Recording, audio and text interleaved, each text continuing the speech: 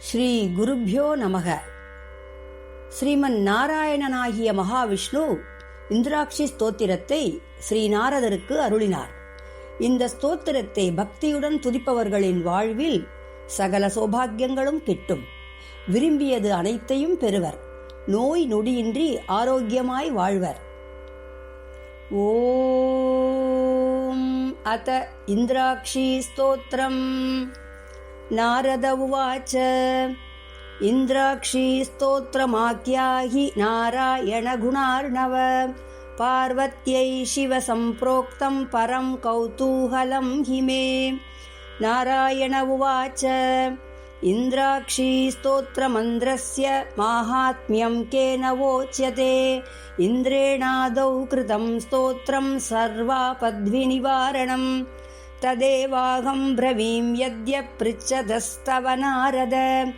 அஸ்ய ஸ்ரீ இந்திராட்சி ஸ்தோத்திர மகாமந்திரஸ்ய சச்சி புரந்தர ரிஷிः அனுஷ்டுப் சந்தக. இந்திராட்சி துர்கா தேவதா லக்ஷ்மீः பீஜம் புவனேஸ்வரி சக்திः பவானி கீலகம். இந்திராட்சி பிரசாத சித்யர்த்தே ஜபே விநியோகः. இந்திராட்சை அங்குஷ்டாभ्यां நமக. மகாலக்ஷ்மியை தர்ஜனீभ्यां நமக. மகேஸ்வர்யை மத்யமாभ्यां நமக. அம்புஜாக்ஷை அநாமிகாभ्यां நமக. காத்யாயன்யை கனிஷ்டிகாभ्यां நமக. கௌமார்யை கரதலகரபிருஷ்டாभ्यां நமக. இந்திராக்ஷை ஹிருதயாய நமக. மகாலக்ஷ்மியை சிரசே ஸ்வாஹா. மகேஸ்வர்யை சிகாயை வஷட். அம்புஜாக்ஷை கவச்சாய ஹூம். காத்யாயன்யை நேத்ரத்ரயாய வௌஷட். கௌமார்யை அஸ்த்ராய பட். பூர்புவஸ்வரோமிதி திக்பந்தக. தியானம் நேத்ராணாம் தசபிஷதை பரிவ்ருதாமத்யுக்ரசர்மாம்பராம் ஹேமாபாம் மகதீம் விலம்பிதசிகாமாமுக்தகேஷான்விதாம் கண்டாமண்டிதபாதபத்மயுகளாம் நாகேந்திரகும்பஸ்தனீம். இந்திராட்சிம் பரிசிந்தயாமி சததம் கல்போக்தசித்திப்பிரதாம். இந்திராட்சிம் த்விபுஜாம் தேவீம் பீதவஸ்திரத்வயான்விதாம் வாமஹஸ்தே வஜ்ரதராம் தக்ஷிணேன வரப்பிரதாம். இந்திராட்சிம் சகயுவதீம் நானாலங்காரபூஷிதாம் பிரசன்னவதனாம் போஜாம் அப்சரோகணசேவிதாம். த்விபுஜாம் சௌமியவதனாம் பாஷாங்குஷதராம் பராம் த்ரைலோக்யமோகினீம் தேவீம் இந்திராட்சி நாம கீர்த்திதாம்.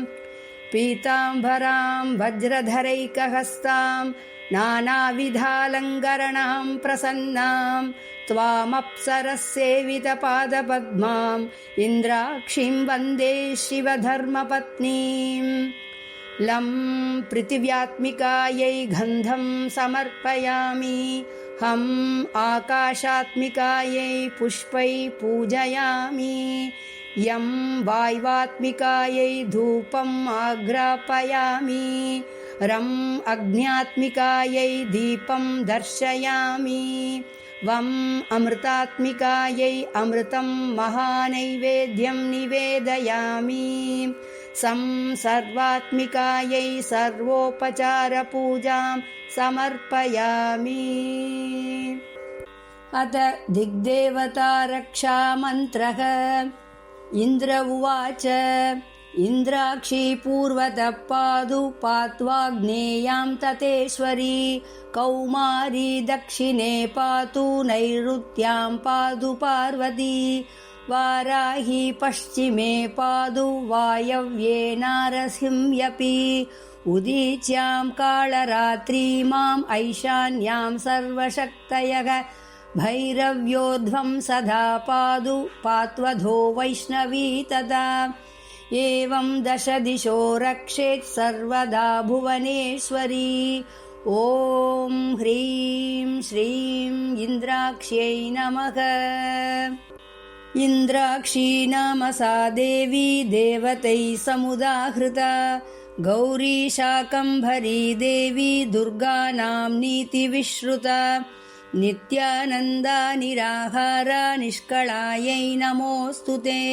कात्यायनी महादेवी चन्द्रघण्टा महातपाः सावित्री सा च गायत्री ब्रह्माणी ब्रह्मवादिनी नारायणी भद्रकाली रुद्राणी कृष्णपिङ्गळा अग्निज्वाला रौद्रमुखी कालरात्रि तपस्विनी मेघस्वना सहस्राक्षी विकाराङ्गी जडोदरी महोदरी मुक्तकेशी घोररूपा महाबला अजिता भद्रदानन्ता रोगहन्त्री शिवप्रिया शिवदूती कराळी च प्रत्यक्ष परमेश्वरी इन्द्राणी इन्द्ररूपा च इन्द्रशक्तिपरायणी सदा सम्मोहिनी देवी सुन्दरी भुवनेश्वरी एकाक्षरी पराभ्रामी स्थूलसूक्ष्मप्रवर्धनी रक्षाकरी रक्तदन्ता रक्तमाल्यांबरा परा महिषासुरसंहर्त्री चामुण्डा सप्तमातृका वाराही नारसिंही च भीमा भैरववादिनी श्रुतिस्मृतिर्धृतिर्मेधा विद्यालक्ष्मी सरस्वती अनन्ता विजयापर्णा मानसोक्ता पराजिता भवानी पार्वती दुर्गा हैमवत्यम्बिका शिवा शिवा भवानी रुद्राणी शङ्करार्धशरीरिणी ऐरावत गजारूढा वज्रहस्ता वरप्रदा धूर्जटी विकटी घोरी ह्यष्टाङ्गी नरभोजिनी भ्रामरी काञ्ची कामाक्षी क्वणन्माणिक्यनूपुरा ह्रीङ्कारी रौद्रभेताळी ह्रीङ्कार्यामृतपाणिनी त्रिबाद्भस्मप्रहरणा त्रिशिरा रक्तलोचना नित्या सकलकल्याणी सर्वैश्वर्यप्रदायिनी दाक्षायणी पद्महस्ता भारती सर्वमङ्गला कल्याणी जननी दुर्गा सर्वदुःखविनाशिनी इन्द्राक्षी सर्वभूतेशी सर्वरूपा मनोन्मणी महिषमस्तकनृत्यविनोदन स्फुटरणन्मणिनूपुरपादुका जननरक्षणमोक्षविदायिनी जयदुशुम्भनिशुम्भनिषूदिनी शिवा च शिवरूपा च शिवशक्तिपरायणी मृत्युञ्जयी महामायी सर्वरोगनिवारिणी ऐन्द्री देवी सदा कालं शान्तिम् आशु करोतु मे ईश्वरार्धाङ्गनिलया इन्दुबिम्बनिभानना सर्वरोगप्रशमनी सर्वमृत्युनिवारिणी अभवर्गप्रदारम्या आयुरारोग्यदायिनी इन्द्रादिदेव संस्तुत्या इहामुत्रफलप्रदा इच्छाशक्तिस्वरूपा च इभवक्त्रा द्विजन्मभूः भस्मायुधाय विद्महे रक्तनेत्राय धीमहि तन्नो ज्वरहर प्रचोदयात् मन्त्रः ॐ ऐं ह्रीं श्रीं क्लीं क्लूं इन्द्राक्ष्यै नमः ॐ नमो भगवती इन्द्राक्षी सर्वजनसम्मोहिनी कालरात्रि नारसिंही सर्वशत्रुसंहारिणी अनले अभये अजिते अपराजिते महासिंहवाहिनी महिषासुरमर्दिनी हन हन मर्दय मर्दय मारय मारय शोषय शोषय दाहय दाहय महाग्रहान् संहर संहर यक्षग्रह राक्षसग्रह स्कन्दग्रह विनायकग्रह बालग्रह कुमारग्रह चोरग्रह भूतग्रह प्रेतग्रह पिशाचग्रह कूष्माण्डग्रहादीन् मर्दय मर्दय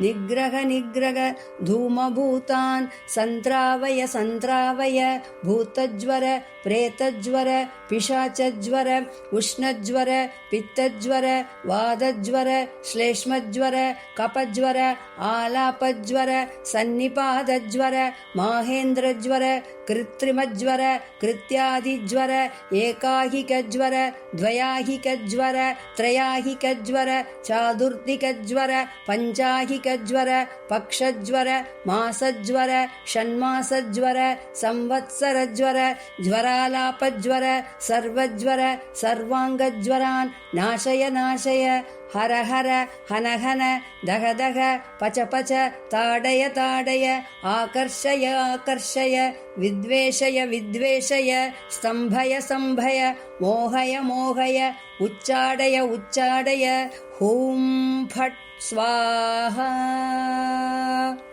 ॐ ह्रीं ॐ नमो भगवती त्रैलोक्यलक्ष्मी सर्वजनवशङ्करी सर्वदुष्टग्रहस्तम्भिनी कंगाळी कामरूपिणी कालरूपिणी घोररूपिणी परमन्त्र परयन्त्र प्रभेदिनी प्रतिभट विध्वंसिनी परबलतुरग विमर्दिनी शत्रुकरच्छेदिनी शत्रुमांसभक्षिणी सकल दुष्टज्वर निवारिणी भूत प्रेत पिशाच ब्रह्मराक्षस यक्ष यमदूत शागिनी डागिनी कामिनी स्तंभिनी मोहिनी वशंकरी कुक्षिरोग शिरोरोग नेत्ररोग क्षया भस्मार कुष्ठादि महारोग निवारिणी मम सर्वरोगं नाशय नाशय ह्रां ह्रीं ह्रूं ह्रैं ह्रौं ह्रः हूं फट् स्वाहा।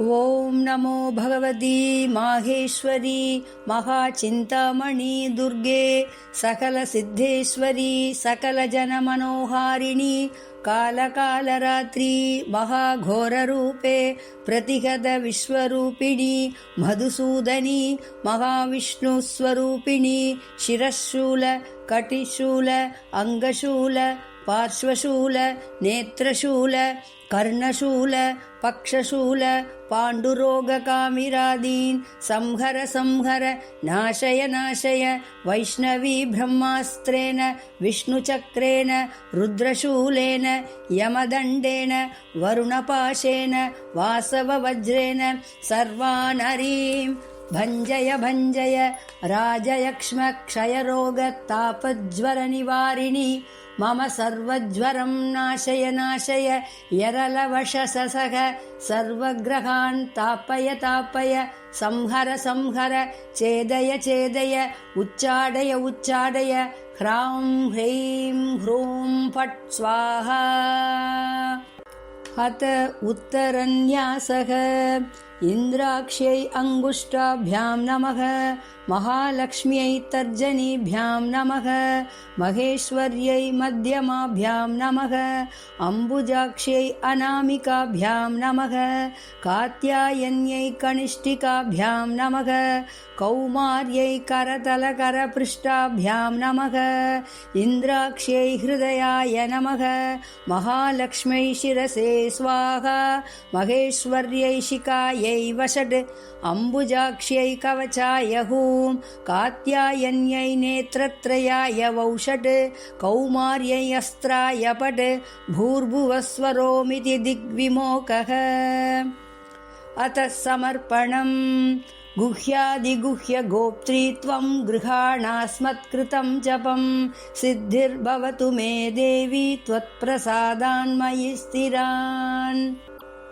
अतः फलश्रुतिः नारायण उवाच एतैर्नाम शतैर्दिव्यै स्तुता शक्रेण धीमता आयुरारोग्यमैश्वर्यम् अपमृत्युभयापकम् क्षयापस्मारकुष्ठादि तापज्वरनिवारणम् चोरव्याघ्रभयम् तत्र शीतज्वरनिवारणम् माहेश्वरमहामारी सर्वज्वरनिवारणम् शीतपैत्यकवादादि सर्वरोगनिवारणम् सन्निज्वरनिवारणम् सर्वज्वरनिवारणम् सर्वरोगनिवारणम् सर्वमङ्गलवर्धनम् शतमावर्तयेत्यस्तु मुच्यते व्याधिबन्धनात् आवर्तयन् सहस्रात्तु लभते वाञ्छितम् फलम् एतत् स्तोत्रम् महापुण्यम् जपेदायुष्यवर्धनम् विनाशाय च रोगाणाम् अपमृत्युहराय च द्विजैर्नित्यमिदम् जप्यम् भाग्यारोग्याभिप्सुभिः नाभिमात्रजले स्थित्वा सहस्रपरिसङ्ख्यया जपेत् स्तोत्रमिदम् मन्त्रम् वाचाम् सिद्धिर्भवेत् ततः अनेन विधिना भक्त्या मन्त्रसिद्धिश्च जायते सन्तुष्टा च भवेत् देवी प्रत्यक्षा सम्प्रजायते सायं शतं पठे नित्यं षण्मासाद्धिरुच्यते चोरव्याधिभयस्थाने मनसा ह्यनुचिन्तयन् संवत्सरमुपाश्रित्य सर्वकामार्थसिद्धये राजानं वश्यमाप्नोति षण्मासान्नात्र संशयः अष्टदोर्भिः समायुक्ते नानायुद्धविशारदे भूतप्रेतपिशाचेभ्यो रोगारादिमुखैरपि नागेभ्य विषयन्त्रेभ्य आभिचारैर्महेश्वरी रक्ष मां नित्यं प्रत्यगं पूजिता मया सर्वमङ्गलमाङ्गल्ये शिवे सर्वार्थसाधिके शरण्ये त्र्यम्बके देवी नारायणि नमोऽस्तुते वरं प्रददात् महेन्द्राय देवराज्यं च शाश्वतम् इन्द्रस्तोत्रमिदं पुण्यं महदैश्वर्यकारणम् इति श्री इन्द्राक्षी स्तोत्रम् सम्पूर्णम्।